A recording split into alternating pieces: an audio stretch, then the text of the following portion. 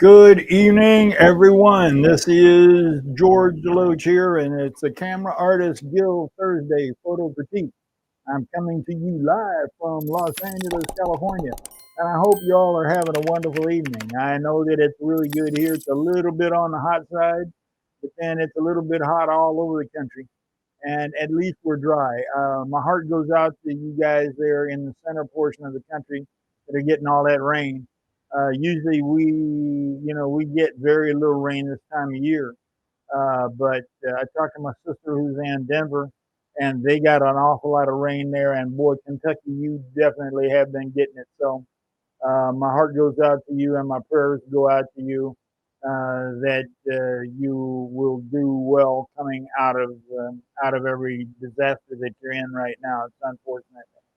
Well, anyway, we've got a great broadcast this week. We've got some wonderful images to look at and to try to critique. And I always focus my critique on both the beginner and the more advanced. We take everybody where they are. You know, you can be at the beginning of your career where you're just beginning to fall in love with photography, or you can be advanced. And we try to show different areas where you can improve. And that's the whole idea, is to continue to improve and to produce a quality product. But producing a quality product goes hand in hand with running a quality business. Now, running the business is something that doesn't come instinctively. A lot of times we as creatives like to think that as long as we work on our art form, everything else has got to just kind of fall into place. That's not the case. If we're not rapidly working on our business will either not grow at all or go backwards. And we'll find ourselves caught up in the grind, working hour after hour after hour, always sweating the next bill, the next charge is coming down the line as we try to create more and more images and struggle with greater and greater desire to try to sell things, and yet our business doesn't flourish. And a lot of that has to do with our own business skills. So from time to time, we're going to be touching on different areas that I found helpful in my own business, and I think they'll find helpful in yours. The first thing that you have to understand is that you are a photography business selling photography. I always thought of myself as a photographer looking for someone to buy my photographs. But in reality, I am a photography business and my product is photography. That doesn't sound like very much, but when you really begin to analyze it, it's the way you're thinking about things. I began to understand that I had to work on my business and not as much in my business. Now, I still worked in my business, and working in my business is doing the photography and the retouching and all of the rest of the stuff that goes along with creation. But I also had to look at the business aspect. Now, the business aspects fall into four categories. There is sales, there's branding, there's marketing, and there's operations. And each one of those things are important for you to run a successful business, because all of us want a successful business. All of us want to be able to provide for ourselves and our families, and we want to be able to provide a very good living. As talented as you are, as much time and effort that you have put into your craft and into your equipment, you should be able to be paid consummately with that amount of effort. If you spend as much time in photography as I have trying to get very good at it, you've got as much time as any doctor, any lawyer, any other professional, and you should be paid accordingly. But it all depends upon how many skills and how well you learn those skills of business. And it is moving ahead. Donald Rumsfeld said that it is not the things that you know, and it is not the things that you don't know, but it's the things that you don't know that are going to get you. So you're going to have to educate yourself first in an area of the things that you know that you need to gain sales, marketing, branding, and operational skills at. But you're also going to have to be aware of all of the things that you don't know yet, and gain those skills as well. So it's just something to think about. as we go about this whole wonderful world of photography.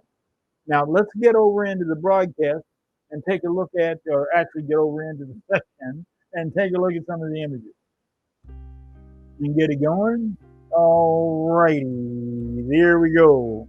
First image coming up is Willie Demetrius Richardson. Great work, Willie. I really love it. Beautiful model, as always. Where you find these beautiful models, I have absolutely no idea at all. But you definitely do find them, and they're looking fabulous. I like using this incandescent light, this available, or incandescent hot light, what we would call.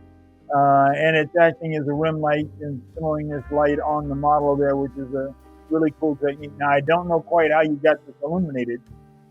Maybe it was battery powered, but I don't see a wire. If you took the wire out and retouching, cool. But it's a nice touch.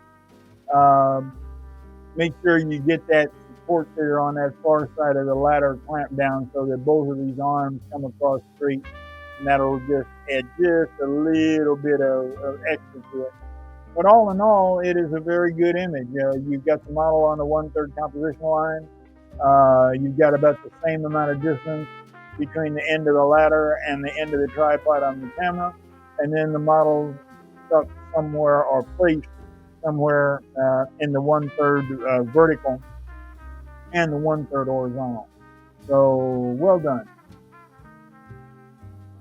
Okay, Steve Perry. All right, Steve, how are you doing, man? I sure hope you're doing good.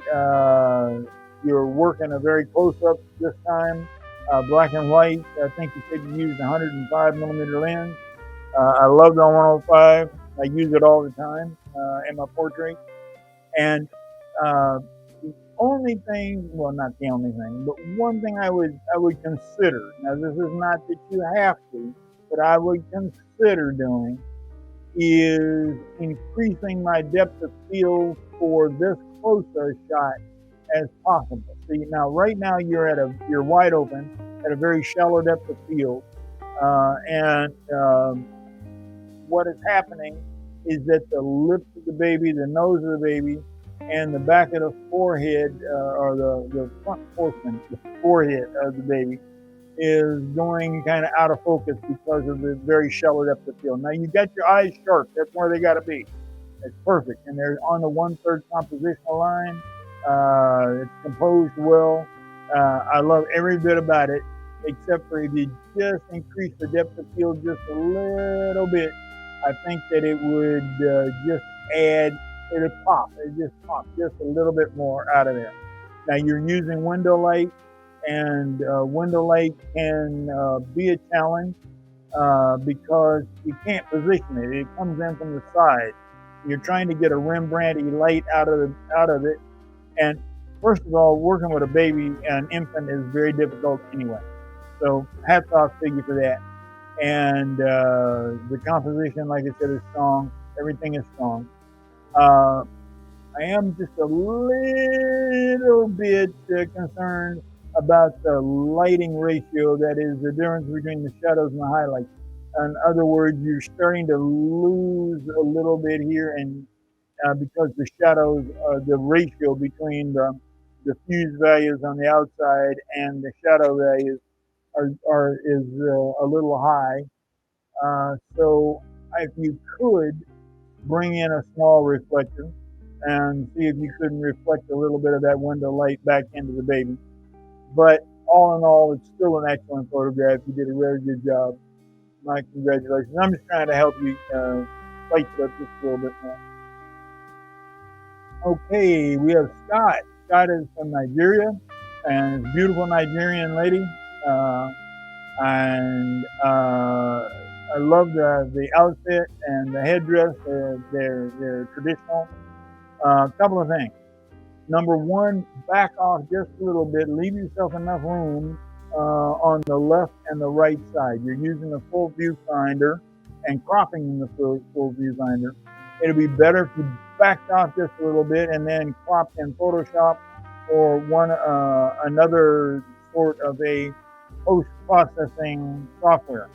Now, you can, if you don't want to spring for the Photoshop or I think it's $9 a month. I'm not sure what it is in Nigeria, but if that is more than you want to be involved with, there are some free softwares that are available that will do rudimentary cropping and handle some of the post-production process. So look into those. And just like I said, just back off just a little bit and then pay attention to your background. If you pull the model off the background some, you would have a little depth of field working for you, and the background would be a little bit out of focus, which is fine, and I think would help. And you wouldn't have the shadow coming directly behind her like you are right now, showing her right up against the wall. And pay attention to these vertical lines in the wall, because so that they're not coming into the top of her head, outside of her headdress. Move her over just a little bit to camera left, and then the photograph will be just fine.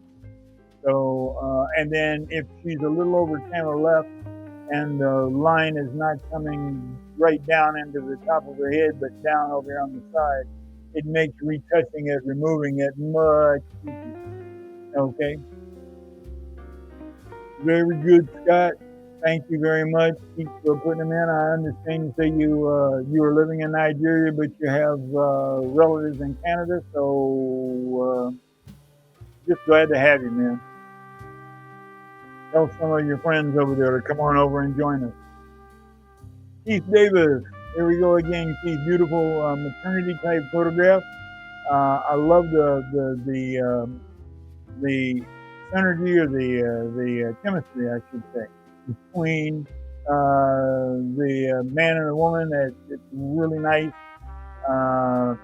Only thing I would do is I would maybe try to pull them off the background a little bit and leave yourself a little bit of distance between them and the background. That would give them a little more three-dimensional type of look to it. But all in all, it's a very interesting image and well posed, well lit, good stuff. Way to go.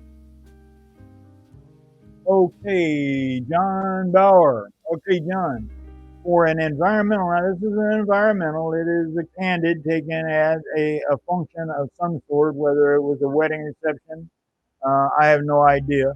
But you just caught the lady and her pose is perfect for what you're trying to show. Of course, she's got leg and dress and everything going for her, but you've got her legs on the 1/3 compositional line vertically, and then she transcends the composition itself, and her face ends up on the 1/3 compositional line off over here. Her expression on the face is wonderful. It kind of reminds me of the Marilyn Monroe shot when she had the wind blowing on the subway grate. Of course, it reminds me of that. But she looks very nice. Maybe you might take out this exit sign a little bit with the patch tool, and you could remove that so you wouldn't have this red glob up in the area. But all in all, for what it is, it's very well composed, and it's a good shot. Congratulations, John. I appreciate it.